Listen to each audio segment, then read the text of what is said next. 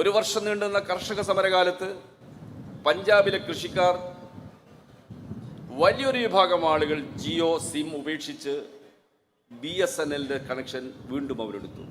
BSNL connection ഉപേക്ഷിച്ചാണ് പലരും Jio SIM വാങ്ങിയിരുന്നത്. BSNL ഉപേക്ഷിച്ച എന്താ? BSNL എന്ന് പറയുന്ന പൊതുമേഖലാ സ്ഥാപനത്തിന് 4G 3G 4G സൗകര്യങ്ങൾ അനുവദിക്കാൻ ഗവൺമെൻറ് സന്നദ്ധമായില്ല.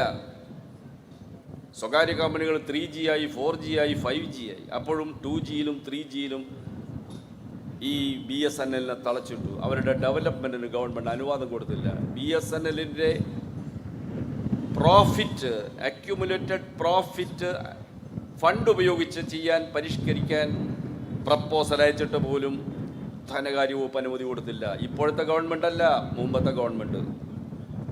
ഈ കാര്യങ്ങളിലെല്ലാം ആ ഗവൺമെൻറ് ഈ ഗവൺമെൻറ് ഒക്കെ ഒരുപോലെയാണ്. അപ്പോൾ BSNL പുറകോട്ട് പോയി.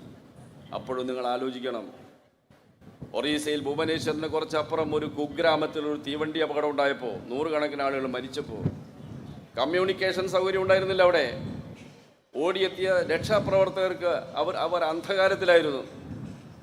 12 മണിക്കൂറിനുള്ളിൽ അവർ കമ്മ്യൂണിക്കേഷൻ ടവർ സ്ഥാപിച്ച് കമ്മ്യൂണിക്കേഷൻ ഫെസിലിറ്റി ഏർപ്പെടുത്താൻ BSNL മുന്നോട്ട് വന്ന്. വേറെ ഒറ്റ കമ്പനി വന്നില്ല. അതാണ് BSNL. അതാണ് പബ്ലിക് സെക്ടറിൻ്റെ രാഷ്ട്രത്തോടുള്ള താല്പര്യം. BSNL പിറകിലാക്കി. അതുകൊണ്ടാണ് ജിയോയിലേക്ക് പലരും മാറിയത്. ആ ജിയോ സിം അവർ വേണ്ടാന്ന് വെച്ചു.